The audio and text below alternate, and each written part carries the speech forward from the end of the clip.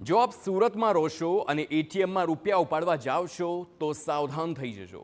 ATM card બદલીને password જાણ્યા બાદ રૂપિયા ઉપાડતી ગેંગ ઝડપાઈ છે। ઉત્તર પ્રદેશના પ્રયાગરાજ અને પ્રતાપગઢમાંથી 2 આરોપીઓની ધરપકડ।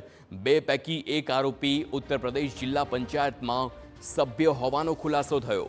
2 વખત ઉત્તર પ્રદેશ વિધાનસભાની ચૂંટણી અપક્ષ લડ્યો હોવાનો પણ ખુલાસો થયો છે। હાલ જિલ્લા પંચાયતમાં પણ ચાલુ સદસ્ય છે આરોપી અનિલ સરોજ।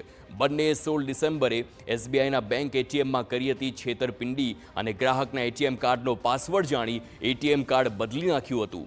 એટીએમ કાર્ડ વાપરીને ઉપાડી લીધા હતા 25,000 રૂપિયા અને સીસીટીવીમાં બંને આરોપી દેખાતા પોલીસે તપાસ અને શોધખોળ હાથ ધરી।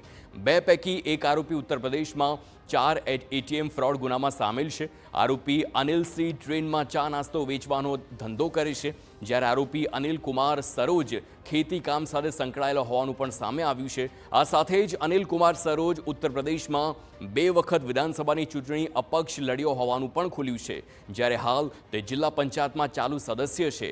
બંનેની પૂછપરછમાં સામે આવ્યું કે પૈસા ન હોવાના કારણે બંનેઓએ ચોરીનો રસ્તો અપનાવ્યો। આ બંને જણા ત્યાંથી એમના કામના સંદર્ભમાં ઉત્તર પ્રદેશથી સુરત આવ્યા હતા।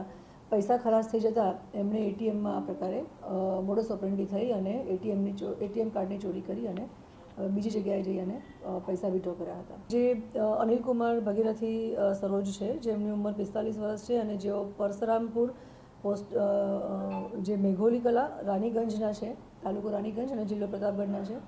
એઓ અગાઉ 2 વખત વિધાનસભાની ઇલેક્શન લડી ચૂક્યા છે અને અપક્ષથી પણ અત્યારે ત્યાં જિલ્લા પંચાયતમાં ચાલુ સદસ્યમાં છે।